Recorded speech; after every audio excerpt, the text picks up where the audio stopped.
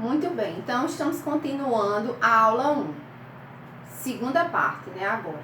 Na primeira parte da aula 1, nós iniciamos com os conceitos básicos da geometria analítica, onde estamos falando sobre ponto. E na ocasião eu falei sobre o plano cartesiano. Agora eu vou falar sobre os quadrantes. Então, os quadrantes, certo? São esses espaços aqui no plano cartesiano. Então, os eixos do plano cartesiano dividem esse plano em 4 quadrantes, que eles são numerados no sentido anti-horário. Então, aqui nós temos nessa parte o primeiro quadrante, aí no sentido anti-horário, segundo, terceiro e quarto quadrante. O primeiro quadrante e o terceiro quadrante, eles têm uma característica que o X e o Y têm mesmo sinal. No primeiro quadrante, o X e o Y são positivos, ou seja, maiores que zero, né? Números positivos. E no terceiro quadrante, eles têm mesmo sinal, só que negativo. O X menor que zero e o Y menor que zero. Nos quadrantes pares, segundo e quarto quadrante, eles têm uma característica, que são sinais diferentes. No segundo quadrante, nós temos o X negativo e o Y positivo, ou seja, X menor ou igual que zero e o Y maior ou igual que zero. No quarto quadrante, do mesmo jeito, sinais diferentes, só que aqui o X é positivo, maior ou igual que zero, e aqui o Y é negativo, menor ou igual que zero.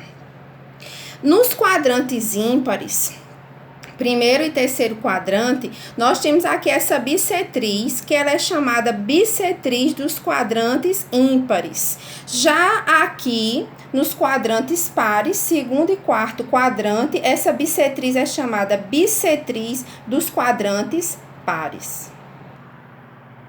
Então, vamos fazer agora alguns exemplos para que vocês tenham condições de resolver a lista que eu vou postar. Então, no primeiro exemplo, diz assim: determinar as coordenadas dos pontos indicados no plano cartesiano. Então, nós temos aqui alguns pontos, tá? Ponto A, ponto B, ponto C, ponto D e também eu esqueci aqui o ponto E. Aqui tem um ponto E, certo? Aí, então, vamos determinar as coordenadas desses pontos. Ponto A, B, C, D e E.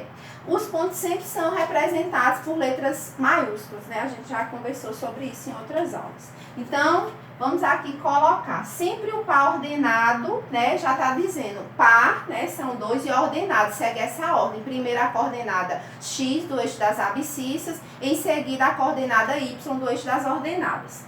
Então, para o ponto A, nós temos aqui, ó, 3 e 2.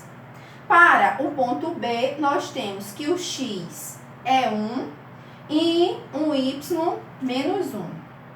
Para o ponto C, nós temos que o X corresponde à localização dele no eixo do X, menos 3, e a localização dele no eixo Y, 4.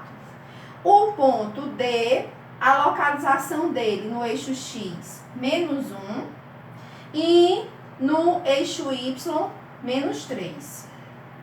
Gosto de separar com ponto e vírgula.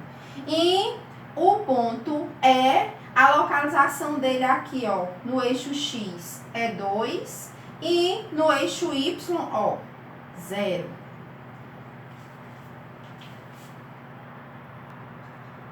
Vamos agora ao segundo exemplo. Representar no plano cartesiano os pontos A, B e C e traçar os segmentos com extremidades nesses pontos. Então, vamos marcar aqui o ponto A. O ponto A tem a coordenada X, 1, e a coordenada Y, 5. Então, a gente vai traçar aqui no plano cartesiano a posição do ponto A. Tá aqui o ponto A. Ponto B.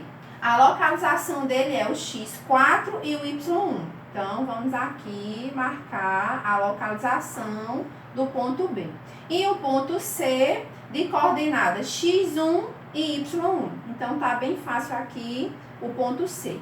E traçar os segmentos com extremidades nesses pontos. Então, nós vamos traçar aqui, ó, o segmento AB, o segmento BC e o segmento AC. Então, tá aqui a resolução do segundo exemplo.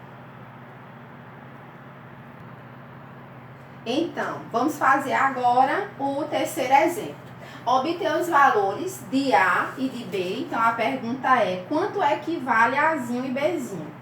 Obter os valores de A e de B para que os pontos A e B pertençam respectivamente ao eixo das ordenadas e ao eixo das abscissas. Então, se aqui eu tenho que o ponto A, ele pertence ao eixo das ordenadas, né? Porque se diz respectivamente, então o ponto A pertence ao eixo das ordenadas e o ponto B pertence ao eixo das abscissas. Então, se A pertence ao eixo das ordenadas, nós vimos que o eixo das ordenadas é o eixo Y. Então, se ele pertence ao eixo das ordenadas, a gente tem uma condição.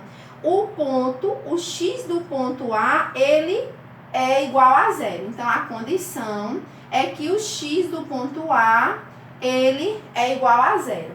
Então, aqui nesse meu ponto A, eu tenho que essa primeira informação corresponde ao X e essa segunda ao eixo Y. Então, eu sei que Y é 1 e X é A ao quadrado menos 4. Então, eu tenho que o X, a coordenada X do meu ponto A é 0, né? Eu tenho um ponto A aqui, eu posso dizer que eu tenho o X e o Y.